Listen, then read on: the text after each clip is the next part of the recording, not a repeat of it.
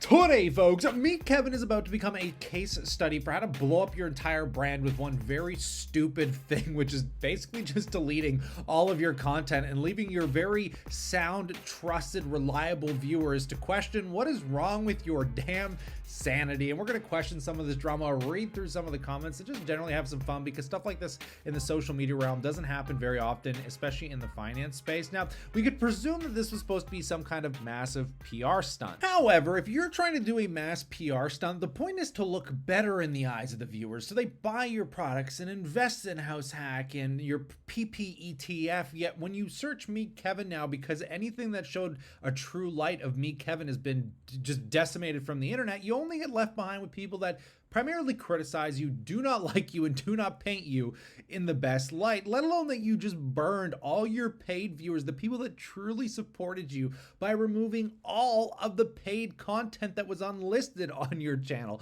which we're going to read into with some of the comments. That's just mind-blowing. I mean, this is some of the funniest stuff I've seen in a very long time, and if it's a conversation you appreciate, hit that like button, because Meet Kevin's YouTube channel is his cash cow. It is the goose that laid the golden egg, and he put that goose and he is cooking it in the oven right now, and how he saves it, I have no idea, but it's going to be fun to watch, I've got to admit, because basically he's been using this YouTube channel to be a clown, and you know, because I'm a clown, I understand how the social media game works, and it's all about eyeballs, to push those eyeballs to buy your products. He's got a pricing power, an ETF that I think is eventually going to be losing him money. He's got House Hack that hasn't invested into any real estate, that he claims is the vanguard of real estate. In fact, he even bought a private jet that he claimed this YouTube channel is funding, and is a bonus ad to the people investing in House Hack, so we can fly around and check out really small properties. I mean, literally individual homes. I don't know. He's not doing multifamily real estate, which doesn't make any sense to me at all. Like, nothing about the value of it. Like, you fly a jet somewhere to buy a $500,000 home even, and it doesn't justify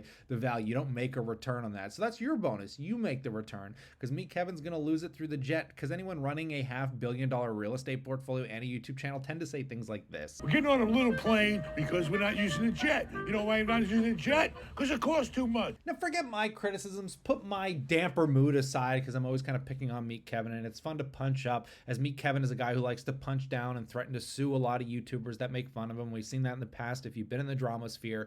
But let's take this a step further, because the community, the people that love him, that loathe him, have been making comments, because he basically said that, you know, he released a video, which if you haven't seen it, was very kind of convoluted at best. And though he explains that he's looking to do a rebrand, a lot of people are starting to recognize the fact that he might have done this is to basically save himself the liability of continued lawsuits. Now, when it comes to being sued, firstly, he doesn't really seem to care about his fellow finance creators, because he settled the lawsuit with FTX, people that lost money listening to him, and instead of fighting it in court saying, hey, like, I am just a finance influencer, obviously there's risk to all of this, we put disclaimers in these videos, but because I don't want to deal with it, I'm just going to pay you out. That's what he did. He settled the lawsuit. No one really talks about it, and it basically leads lawyers to probably chase other big influencers that are going to have to really be careful about, you know, what they're sponsoring. But it doesn't matter what they sponsor, because whether it's good or bad, there's risk into the future, and it just gives a reason for people to be sued now. But he's also being sued for running as a politician and giving financial advice where he shouldn't have, and, you know, getting sued for that. And now I think it's just because he's putting so many disclaimers in his more recent videos, you can't backdate those disclaimers as easily, and he's like, I don't want to get sued anymore, and I'm just gonna rebrand and kind of start fresh, to the point where he painted his hair green, like in the last video he posted, and in this video, at the end of this video, he pulls his hat off and he's bald. The dude's a clown. I'm a clown.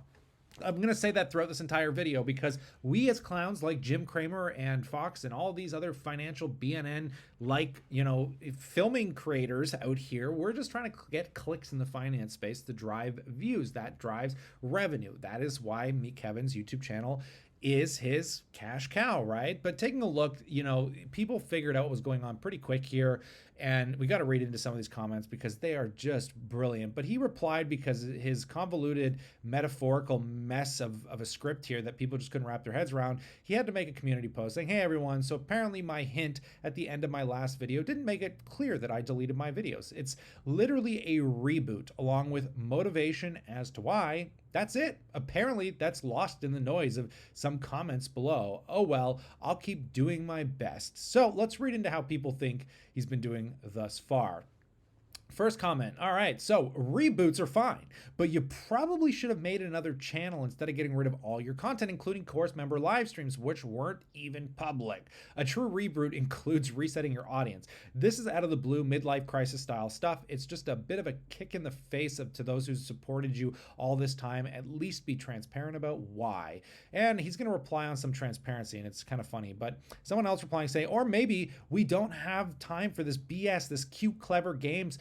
From someone who's just putting our money and our trust in, right? Like, people are putting a lot of money in this guy, and just in case it seems like I'm coming across as a jerk, I'm sharing my thoughts, which I believe I have the right to do so after buying multiple courses and being in the house hack. Now, also for those that think I am not clever enough to grasp the hint right at the end because I don't sit and watch the talking head, but rather to maximize efficiency, I listen while doing other things like working out. Hence why I say BS games that some of us don't have time for. Is it funny? Sure, I guess. But if people comment back, don't say things are lost, because some are not here to find the Easter eggs hidden in the content for others' amusement. And either way, a negative comment still helps your algo. I mean, he's really going off. People are just going off here. And I love it because they're people that have paid him. Everyone invested in gambling and house hack. Enjoy this move. Talks a lot about stability of this guy. I view his media business as separate. If his public social media personality was all there, if it was all there was to him, I would not have invested. So this is what's funny about the social media side. And I stated this in a video not that long ago, that if Meet Kevin blows up like this, it is going to damper all the investments in the Pricing Power ETF house hack. And if you're invested in it, it's going to severely hit you in the long run, especially with house hack, because it just depletes capital into the future, less invested capital. You can't make as good of deals.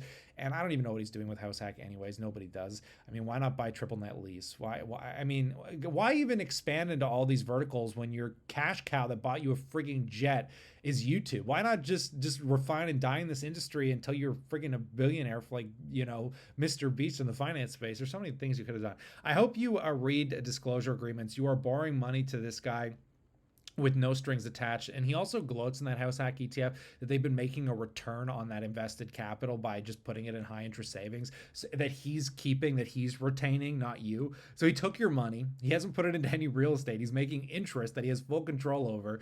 It's just ridiculous. Like, you guys should have just kept your money. I don't know. It's just funny. Truth. Tossing so much prior effort is certainly not confidence inspiring. Shutting the ongoing YouTube productions would have shown a change in focus toward other areas, less talking, more doing. But this feels more destructive. And this guy down here says, I sure did, which means he read the disclaimer, so he knows the risk he's taking. But let's just read through a few more of these because they're great. I will no longer be investing with Kevin at house hack. I'm also selling his ETF this Monday at open. He is so unstable. Post the proof when you do. And he says, done, but I can't upload it on here. This guy says, I know recently you've been adding a lot of disclaimers to your videos, and this is kind of funny. Obviously, you made tons of great content in the past that haven't had disclaimers. Were they giving you a lot of legal issues? Probably. This comment is probably on the money, which is great. We got one here where Meet Kevin actually replied, it doesn't make much sense at all that you delete all your content, considering past vids would still earn substantial revenue. Exactly. All those backlog of videos, they're not going to bring as much as new content and new viewers, but a lot of them have ranking under topics in real estate and stuff, and it would have residually helped continue to fund that jet, which he just put a massive damper in. I'm like, this dude's funding so much from this YouTube channel to take such a risk. Was it actually for some other reasons, like some legal issues with past videos or something? He says, no, just to restart. That's it. Let's restart an OG brand. Imagine if Tesla got up and did something like this, just deleted their entire social. Here's a guy that got blocked by Elon and wonders why, and makes it out like Elon's in the wrong when he's calling him a whiny baby and that he should be fired from his CEO position. Imagine, Elon Musk gets up one day and says, you know what? I guess he kind of did it with Twitter. I guess I can't really state the same. But I mean, it's not like he deleted all of Twitter, right? But imagine he gets up and he's like, we're going to close all the Tesla social media videos. And we're going to rebrand and start from scratch. I mean, it's so insane. I appreciate your content and how you summarize information, but no matter how you spin it, it is very odd and suspicious.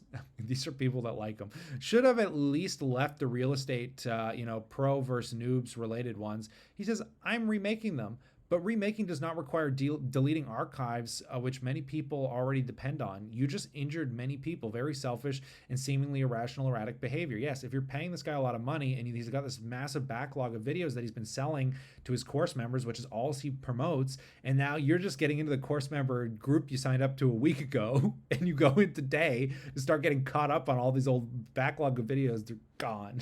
Totally wiped. I love it, man. I don't know. This is just like I said, I'm nor for or against Meet Kevin. We all play in the same kind of sphere, and I'm just very intrigued to see how this pans out for him.